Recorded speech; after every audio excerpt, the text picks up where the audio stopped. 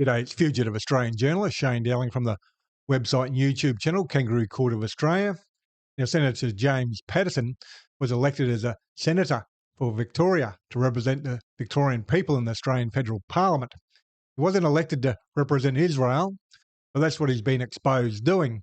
I've just published an article on it with evidence. I'll read that out to you. The article's titled, Senator James Paterson earns his Israeli dollars by publicly attacking anti-Semitism, Royal Commissioner Virginia Bell. I published that on Sunday the 9th of August 2026. And it starts off, Australian Senator James Paterson has made a frivolous and vexatious attack on anti-Semitism Royal Commissioner Virginia Bell for the benefit of Israeli supporting Jewish Zionists, which has nothing to do with Patterson's role as an Australian senator.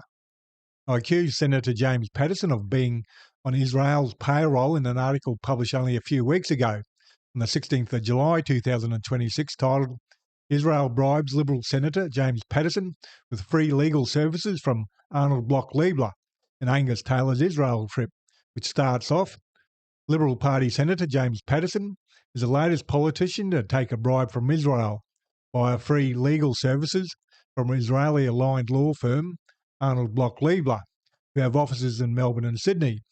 Arnold Bloch Liebler is home to Zionist Mark Liebler and his son Jeremy Liebler, who is also president of the Zionist Federation of Australia. My article goes on to say, and right on cue, Senator James Paterson does Israel's bidding by attacking anti-Semitism Royal Commissioner Virginia Bell, which helps prove my allegation. The reason for the attack? ? Because Jewish groups weren't happy with the way one of their witnesses was cross-examined in the witness box. As it turns out, Israeli-aligned law firm Arnold Bloch Liebler is representing numerous Jewish groups at the Royal Commission, with their website saying, a group of organisations that together represent Australia's mainstream Jewish communal organisations at both national and state level have appointed Arnold Bloch Liebler, working with senior counsel, to represent them before the Royal Commission. Some of the organisations are Executive Council of Australian Jewry, New South Wales Jewish Board of Deputies, Jewish Community Council of Victoria, Zionist Federation of Australia, which the Lieblers control, National Council of Jewish Women of Australia, the Door Foundation, and Australian Israel Jewish Affairs Council. My article goes on to say, having Arnold Bloch Liebler represent Jewish organisations is the same as having Israel running their legal team at the Royal Commission. Title, Australian Jews are not happy to be cross-examined at the Royal Commission. Every day in courts and legal inquiries around Australia and the world, witnesses are cross-examined, which is what helps courts and other legal proceedings make true and just decisions. Cross-examinations often become aggressive, with witnesses being accused of lying and deceiving. But some Australian Jews became very upset with one of their witnesses was cross-examined by a barrister representing Palestinian groups. The Guardian reported on the 5th of August 2026, Ragni Mather SC, Council for Australia's Palestine Advocacy Network, asked a Jewish leader about the timeline of Israel's response to Hamas's 7th of October 2023 attack in the context of a protest held at the Sydney Opera House 2 days later.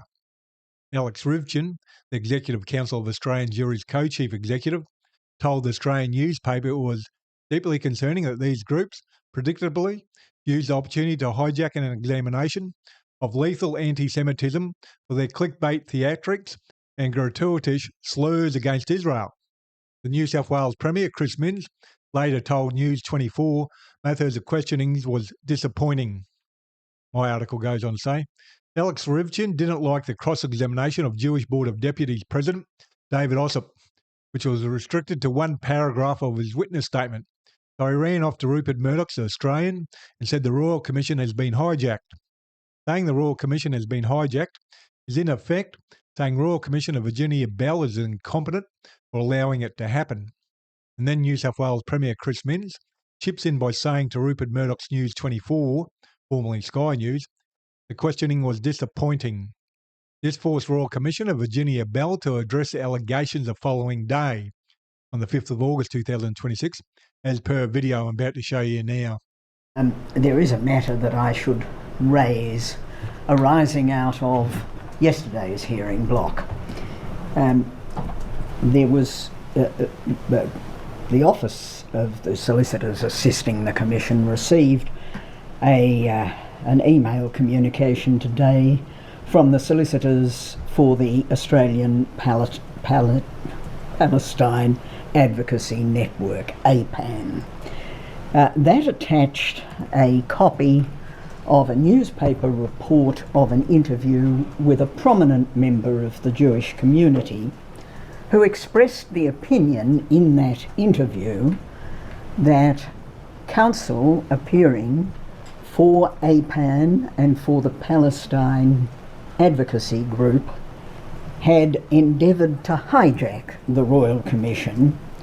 The individual said that counsel had engaged in, or is reported to have said, counsel had engaged in this attempt for their clickbait theatrics and gratuitous slurs against Israel.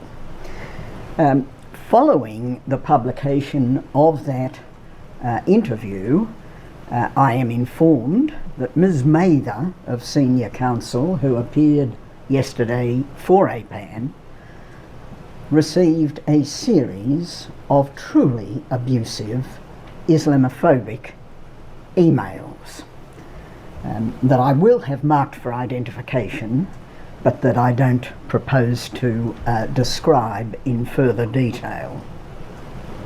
2 points should be raised. The first is that Ms. Mather did not hijack this Royal Commission.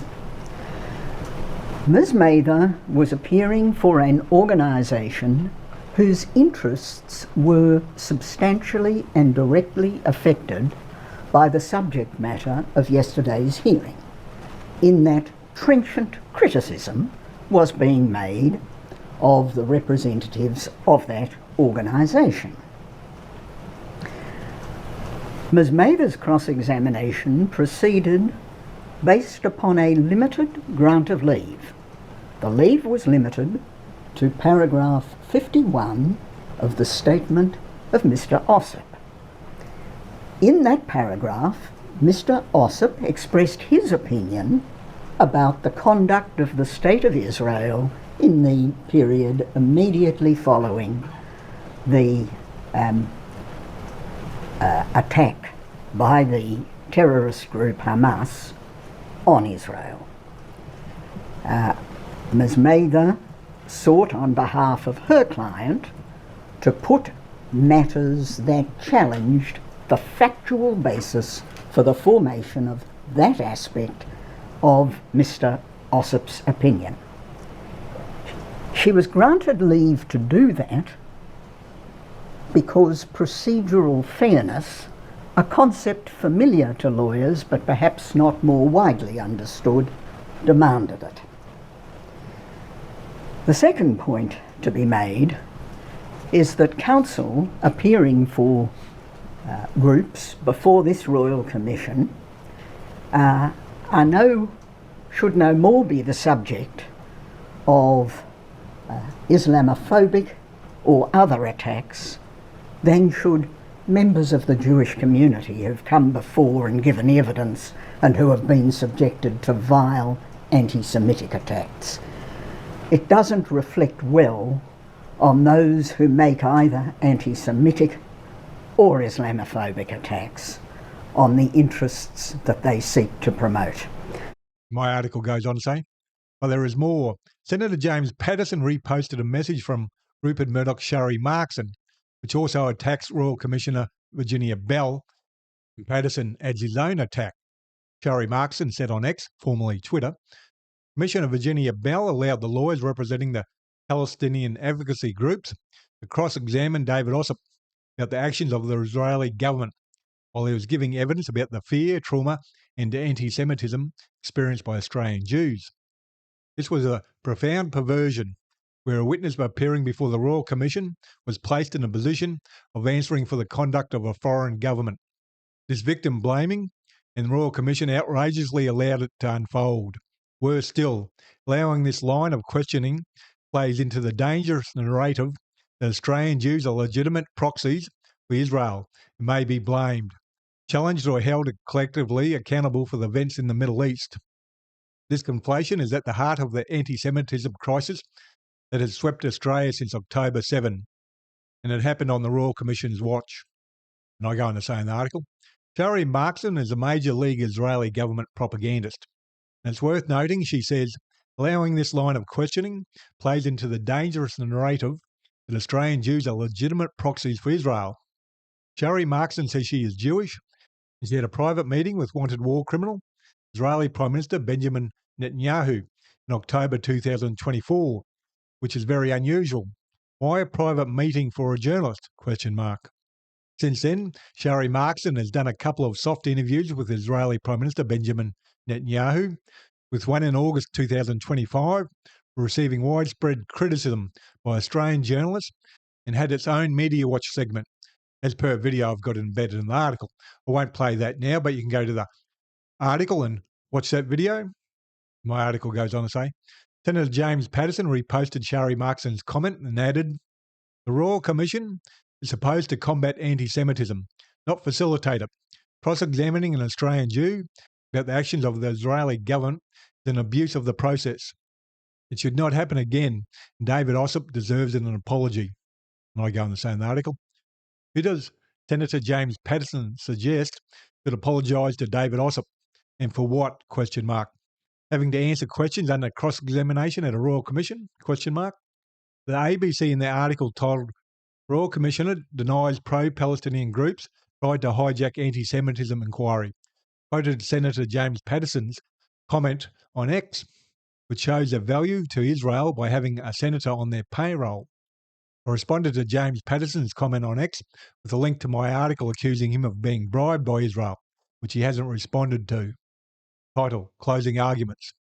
If there was a genuine legal basis to stop Jewish Board of Deputies President David Ossip from being cross-examined or certain questions stopped, then it would have been stopped by the lawyers representing the Jewish organisations, such as Arnold Bloch Leibler.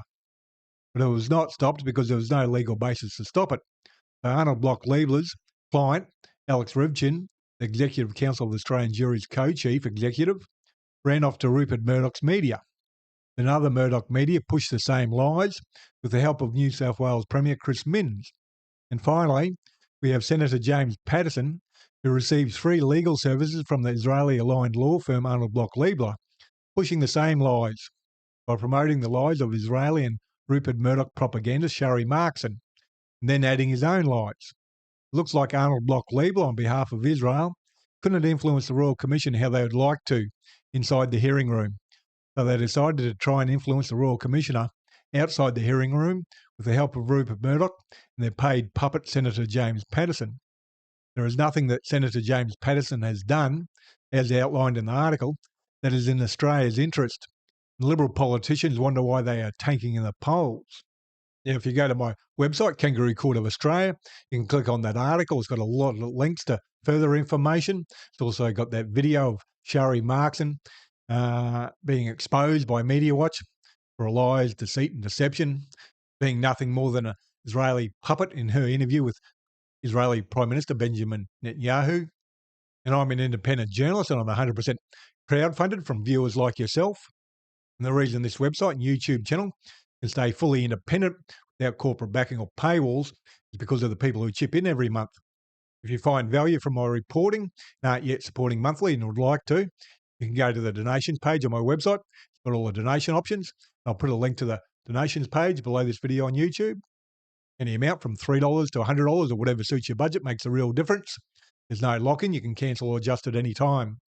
Your support, whether it's a monthly donation or one-off donation, which is sharing my work, what helps keep independent voices like this one alive. And please do your bit and help shine a light on corruption and share this video on social media. And please hit the like and subscribe button and notification button. That way you get notified when I publish new videos. Other than that, thank you for your time and have a good day.